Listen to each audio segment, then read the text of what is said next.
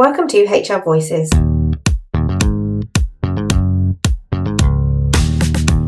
podcast for independent HR and people professionals and the businesses they support. HR Voices is brought to you by the expert team at HR Independence Limited.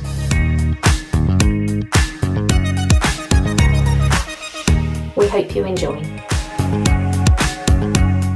Hello, everyone, and welcome to another edition of HR Voices podcast. I am your host, Mary Asante, and with me here is my co-host, Charlotte Allfrey.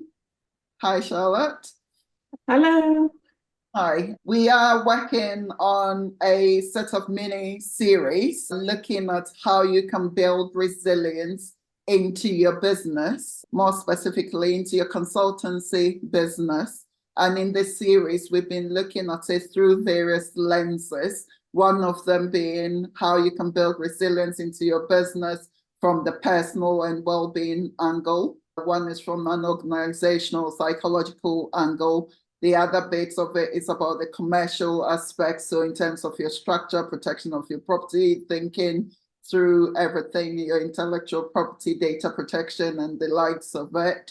And today, and we've also done through a marketing lens, how can you build resilience in your business through marketing? So today we have amazing guest, Ben Rendle. Ben, hi Ben. Hi Mary. Working with us, HRI as an organization, as a pricing consultant, advising HR consultants, helping them get their pricing right. And we do run webinars, training programs, and workshops together. And I think Ben has a few publications. The Profit Alchemist. I will let Ben introduce himself, but he has a wealth of knowledge around pricing and is really good at what he does. So it's a pleasure to have him with us today. So welcome, Ben. No, thank you for having me. So yeah, I'm Ben Rendle, and I help consultants and service-based business owners create a desire-driven business, of which pricing is one element of that, with the aim of helping them to start, grow, or scale their consulting business to give them the financial freedom they desire without having to work all the hours under the sun. Great, thank you. That sounds like a good prospect, doesn't it? We want to do a bit of that. Absolutely. Thank you very much, Ben, for that introduction. So today we are really looking at how you can build resilience into your consultancy or in your consultancy business from a pricing angle effectively. So Ben, what is resilience, looking at it through the lens of pricing?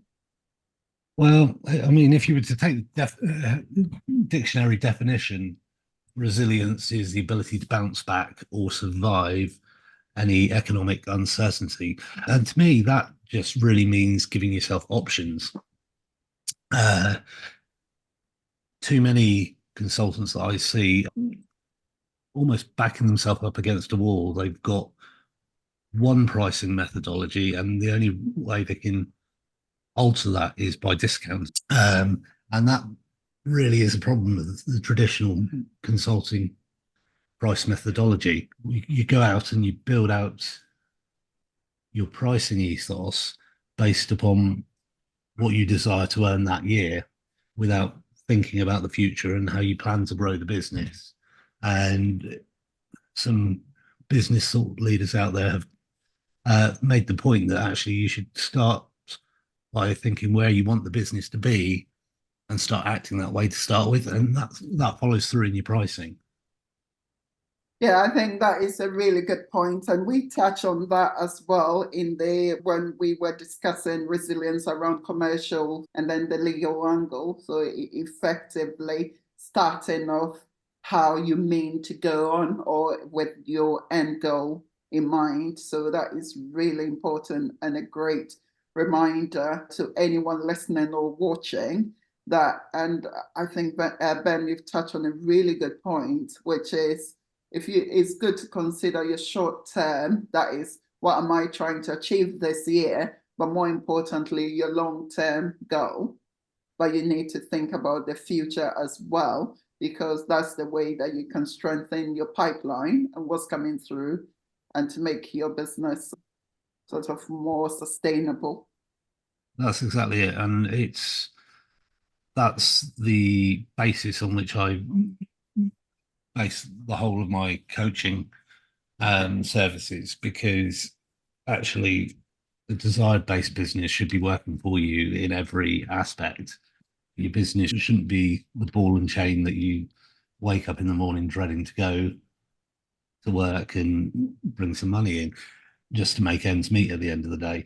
You need to be setting your business up from the start to achieve what you want personally, and have that flexibility within it, so that if things go wrong, you've got the data to make the adjustments that you need to get it back on track. And I think that's where a lot of us fall down, especially when we've come out of a commercial role. We're used to sitting down and doing the doing without actually thinking about the wider things. And then we come into the entrepreneurial style of running our own business, and suddenly we've got all these hats to wear, and we haven't got the processes in place to deal with it. So all of that gets pushed to the side while we're focused on doing the doing. And in all honesty, when we start out, because of our own mindset and relationship with money, we're generally pricing lower than we should be, which, when it comes to tough economic times, although with my background as an accountant and yours in HR, we tend to excel and get a lot more clients when times are tough. It doesn't help when that quietens down. I was going to say, I think it's really interesting. I mean, people go into businesses for different reasons and different purposes. And for some people, it is just to have an equivalent salary. But actually, if you really want to put a sustainable business together and have a long-term goal, and you don't want to then find that it becomes the grind of like your corporate life used to be, then you have to protect yourself a little bit and put some measures in place. And actually, I think we're almost apologetic for our pricing at times, and we've got to hold firm to the value that we add. And I think that's really important. Yeah, and that definitely comes down, and I know it's a cliche, to mindset and how we think about money. I mean, what most people don't realize is the way you think about money is generally crystallized to a point at the age of 7. So we see how our parents and our family members relate to money as children, and we're just sucking all that in like a sponge. And unless we actually do some proper work on how to believe, act, and use money as the tool that it is, we carry forward those limiting beliefs and mindsets around money. And that is most common when we're talking about pricing and those sales conversations, and how we react with that. Because how many people would do a live pricing exercise, a live proposal with their clients? Or would they prefer to go away and crunch some numbers and then put forward on email their proposal? Now, I'm a big believer of doing it in front of people for transparency, but you've got to be confident around your value and your pricing to be able to do that. And it's a big jump for some people. Well, it is, but it's also, I mean, it is definitely a secret business. And we find, even in the format of HRI and how we support independents and individuals, that the one thing that is the taboo subject and is the elephant in the room is price, and pricing, because, and that's one of the reasons why we started our fee survey, because actually we wanted to give people the opportunity to feed into some sort of pricing data collection exercise, so that we can actually go back to our community and members and the sector, the independent sector, and say, this is this is what people are charging on average. So it really is it is a taboo subject, but then often finances generally are a taboo subject as well, aren't they?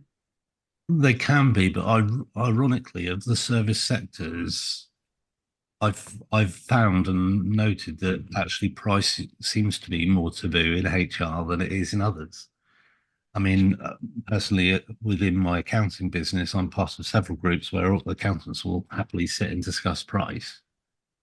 And I don't see that happens as much. And there's a lot more fear about discussing it, it seems, in the HR space. And a lot more protectionism, perhaps, in if I charge more than this person, I'm going to lose the work. I think you touched on a very interesting point that we probably need to do a bit more work within our community on, and sort of help demystify it a bit and give people the confidence that actually you can price your service at X, and actually, yes, what you're providing is worth it. And we'll come to that in a second, but I really wanted to go back to the basics a bit to say, okay, I'm setting up, or I've been running my consultancy, and people get clients through various guises, sometimes through networking, sometimes through referrals, sometimes people fall into it. Either I've been made redundant or I've been contacted by somebody from my previous life who says, hey, I know you're great. Can you help me with this problem?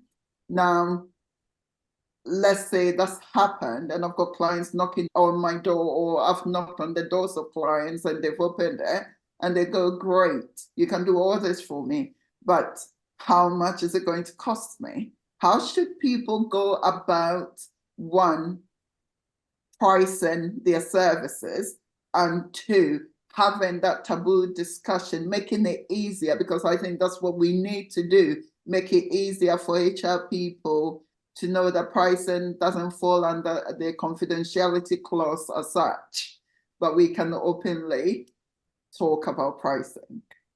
Yeah, I think the interesting point there is actually when you look back, and apologies if there's been a more recent one, but I've seen the first pricing survey that you did. And actually, if you looked at the data within it, the nucleus was that everyone was charging a similar amount. And that's something that happens across industries. You'll see a big lump of people that charge a similar amount, and then you'll see the outliers that are charging more, and then you'll see the people that are trying to compete on price and going cheaper. And as we know, that's a lose, because you can only go so cheap. But it's about how you frame that conversation. And if you're in that pack where you're all charging similar, and I'll be quite frank, those numbers were very low in terms of rates, at that point, it is a question of price, because you're not pricing enough to differentiate yourself in the market. And again, that is a huge problem in the traditional model, that people are not valuing what they're doing and the transformation that they're bringing. And that conversation about price, and I'm going to feed into probably into your marketing bit here a little bit, but you've got to build the case for your value through your messaging from first point of contact right through. And if you're not doing that, or you're using generic industry messaging, you will be competing on price all the way through, rather than what you want to be competing on, which is your value. And I'm going to go out on a limb here and say every service provider, especially HR, your services are not what you're offering your client. Because especially if you're an individual practitioner, what your offer is, and your services are part of it, don't get me wrong, but you're offering your unique expertise, viewpoint, and and your unique methodology of how you're going to implement that with them. And so you actually need to create your offer around all the various different bits. And we've got 7 of them within my program where we go through building offers. And So we've got 7 elements of an offer within our program, and price and services are 2 separate elements, but you've got to build that offer to be a no-brainer, and that starts in your messaging, in your marketing, and then you're almost pre-selling people before they even come to you, to make those final meetings where you're discussing service provision and price a bit of a no-brainer. Yeah, and again, that is also a key point, isn't it? And I think I would still like to explore slightly a bit more on how do I know it's about your value, it's about your worth, it's your unique experience or perspective that you are offering your client through the service that you provide. So how do I go, oh, actually, I've got 20x years of experience behind me. Throughout my life, I've helped X amount of clients, and one of our guest speakers worked out that they have helped more than 3,000 businesses through their career, which is impressive. So I've done all this. Hence, if I'm talking to you and I'm helping you, you're not just getting my experience, but you are getting the 3,000 plus businesses that I've worked with, experiences to shape your solution. How do I go about, if that's the case, actually, I think this particular service I'm providing to you is worth $5,000 compared to, is he going to be able to pay me the $5,000? Maybe I'll just charge £500. So... Well, you've got, again, there's a huge element of marketing in that, because if you're wanting someone that can pay you $5,000, you've got to be approaching the people that can afford to pay you $5,000. So you're automatically fishing in a different client pool than someone that can only afford to pay you 500. So that comes partially down to your niche and partially down to your attraction messaging, but it's also then down into your sales process and how you put together your offer, to how you steer that meeting. If they're coming to you via phone call, email, and you're just firing back, this is a price for off the top of my head, a redundancy process, they're going to take that on face value. But if you're sitting down and you're saying, right, let's book in a fixed time slot, I'm going to go through a process of script, I'm going to diagnose what you actually need. Yes, it may be that you still need a redundancy process, but you may also need X, Y, and Z as well. You're the expert. You've got to go through and act almost like a doctor on that initial consultation. You've got to go through and you've got to diagnose the problems they've got, and you've got to recommend what you know they need, because they will only ever come to you with what they want. Yeah. Thank you. So if you think about it, if you've got persistent headaches, you might know you need to drink more water, but the person coming to you just wants a paracetamol.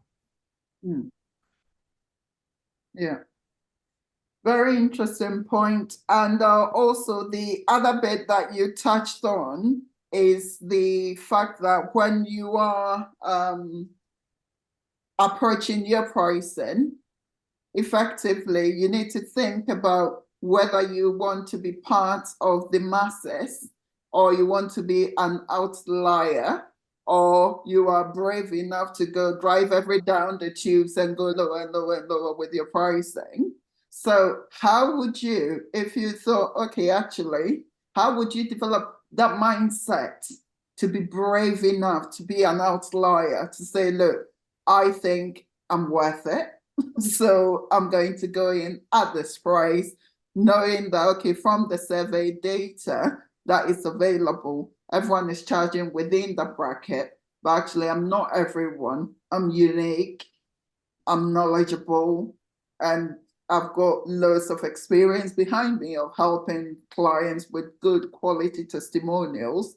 So I'm going to be brave enough to step into that outlier space. How do you go about developing that mindset? There's no easy way. When you first start doing it, it's going to be a white knuckle ride. There's no two ways about it. You're going to be gripping on for dear life. You're going to be that your ego is going to be stepping in, saying, "No, I can't do that," trying to keep you safe. Mm. You've got to work through it. But the best way I found is to be actually crystal clear on what you're wanting to achieve personally, and then translate that into your business. And the amount of people I see that are going out setting business goals, and there's no correlation between what they're setting out to achieve with their business and what they want to achieve personally. And it could be that you've found yourself in business completely by accident due to events. You either live to those circumstances or you define your circumstances. And it's then at the point that you've got to kind of grab the bull by the horns. And I've actually created a goal setting guide called Thrive Not Survive for that purpose, to actually go through, work out what you want to achieve in life, and then translate it into your business. And actually moving away from that fear, and it is a fear response. All of it, a lot of money mindset is fear response. And what if I can't make the bills? What if I can't cover the mortgage? What if my partner's income dries up? All of those worries. And actually, we've got to recognize that everything happens for a reason. Everything works for us, and we've got to take action to be able to affect those changes in our lives. That is effectively sort of, I think, when we looked at building resilience into your business with Pinky around personal angle and the business angle, I think that it's very important to highlight that, yes, there ought to be a correlation between your business and you as a person, but you also need to be able to separate the two at the same time. So the challenges that businesses are going through, failures, etc., you don't let that reflect on you as your personal failure, but you look at it objectively so that you'll be able to do something about it. So again, just wanted to link that about, ultimately your business is a reflection of you and your beliefs and the actions that you take. And if your business is struggling, the first place to look is, well, what actions am I taking or not taking that are impacting that? And a lot of it will be, I hate to say it, marketing related, because, well, it's sales and marketing doesn't come easy to those of us that have built a career in the back office. And then suddenly you find yourself front and center, having to pull in that work. But actually, we need to remember what industry we are in when we set up a business. At that point, we cease to become HR consultants, we cease to become accountants, we cease to become consultants. We at that point, we are all in the business of marketing. We are CEOs, and it's our job to pull in that work. Even if we don't have a team initially, we've got to pull in that work for us to be financially secure.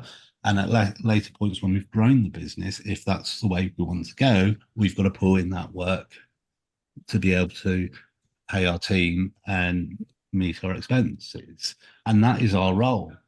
And we need to migrate from well, it's just me and my business, to actually, no, I'm a business owner. I have these responsibilities and affect those changes and act in the way that we want our done business to be. It's really reflective, actually, of where a lot of consultants come to in terms of a crossroads in their mindset and decision making. And I remember quite a few years ago, a coach sort of said to me, look, you're in a situation now where potentially what you've done is created a job for yourself with a whole heap of extra admin and stuff to do, as in, your marketing, your business development, your accounts, and all those other things. And that actually you do have to have a bit of a mindset shift into going into being a business owner and thinking about why you're in business and why, what your long-term goal is. Because I think you're absolutely right. And people come into consultancy for all sorts of different reasons. But initially when people start out and they're just on their own, they are worried about the money. They've probably come out of corporate. They are worried about keeping the income coming in. They're worried about where the next piece of work is coming from. But then you have to sort of take that mindset shift and trust that you don't have to be sitting at your desk 9 to 5 every single day, and you can go out and do business development. And if the work's there, great. And if the work's not, go out and find some. So it's definitely a mindset shift around that.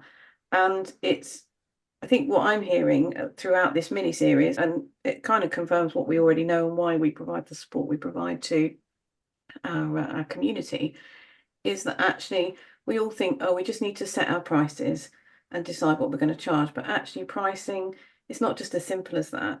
There's, core purpose, end game, exit plan, marketing, business development, messaging, approach. There's just so much more to it, isn't it? It's all encompassing and it's not just one single strand. And central to that is pricing, because if your pricing's wrong, you can't recruit enough staff.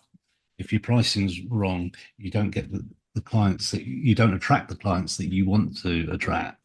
If your pricing's wrong, your exit value is going to be lower. So it's a huge topic. And I mean, just to back up that, there is more than enough work out there to do for everyone. It's just a fallacy that there's not enough. And from a personal viewpoint, when I started my accounting practice, I took the business from under 10K worth of turnover, I think it was, to over 6 figures in 8 months. And that was because I was pricing based on where I wanted the business to go from day one. And now what we also need to realize, though, is as consultants, our job is effectively to get a business to a point where we make ourselves redundant. And they end up taking people on in-house because it's cheaper for them. We are a stopgap to get them to that point. And with that comes big risk. I mean, within mine, I had someone one client in house, and it cost me 60 grand in fees. Now I could have either sat there quaking, panicking, what am I going to do? Or I could go out and get more in, and I made that back up within a couple of months. It is a confidence. It's a confidence thing, and it's about building out that value and being comfortable with that value. But to do that, you've got to look at the transformation you bring, and you've got to package this. You've almost got to stop selling your services like an insurance policy and pick and mix. You can have this and that at the same price per hour. It's not a problem. And realize that actually some services are intrinsically more valuable to a client. And you've got a price associated to that. And if you build out a package of support and price according to that, you suddenly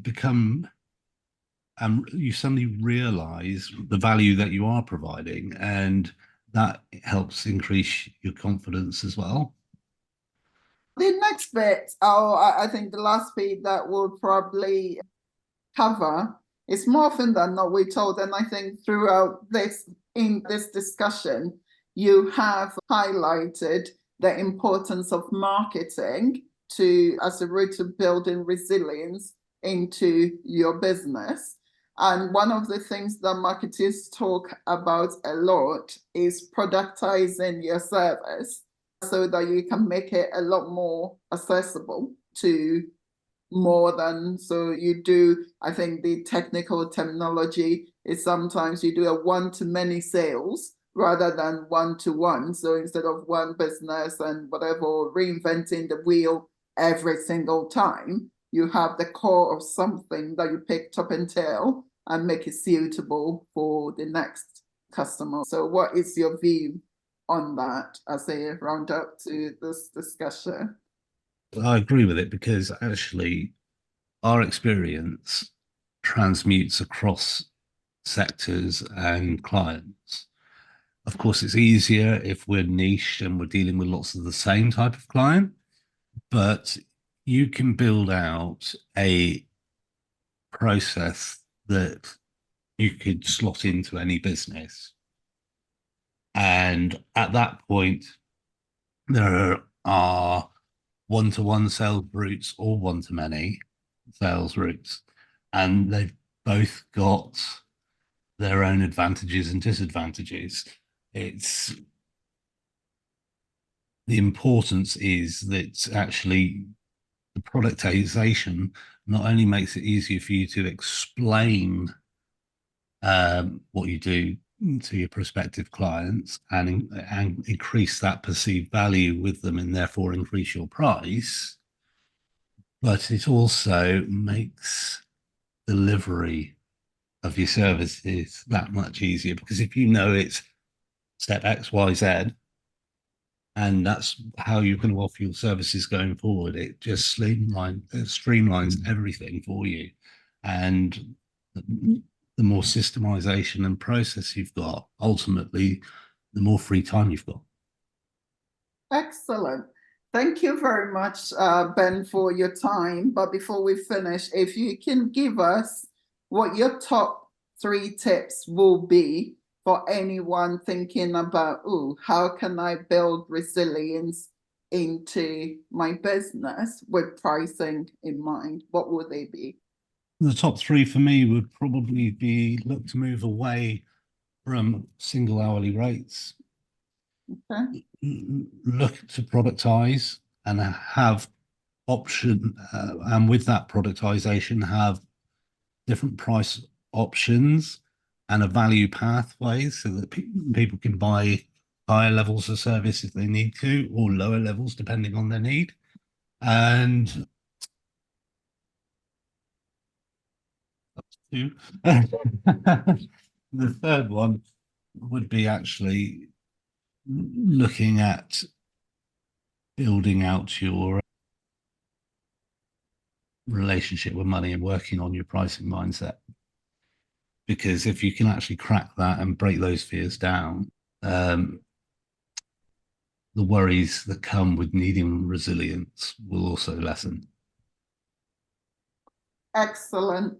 Thank you very much, Ben. We really appreciate your time. I think quite an informative discussion from a pricing viewpoint, and a lot to think about and to reflect on how it's applied to our individual businesses and how we can strengthen our business, how we can build a sustainable business by taking into account pricing and how we price our services or the offering to our clients. So thank you.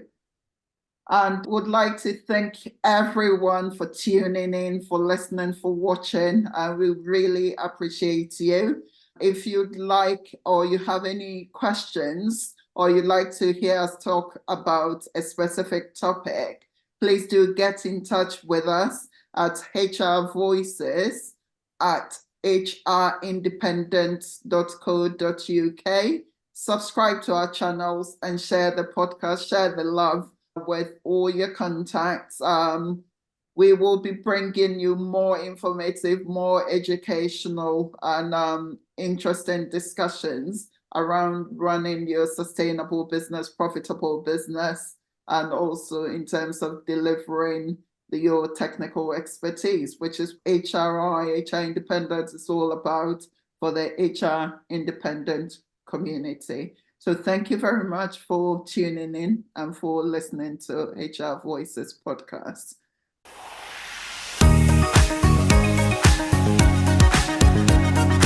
We hope you enjoyed this episode of HR Voices. If you have a topic you'd like us to cover or would like to be a guest, we'd love to hear from you. Connect with us on social media or email us at hrvoices@hrindependence.co.uk. Tune in next time.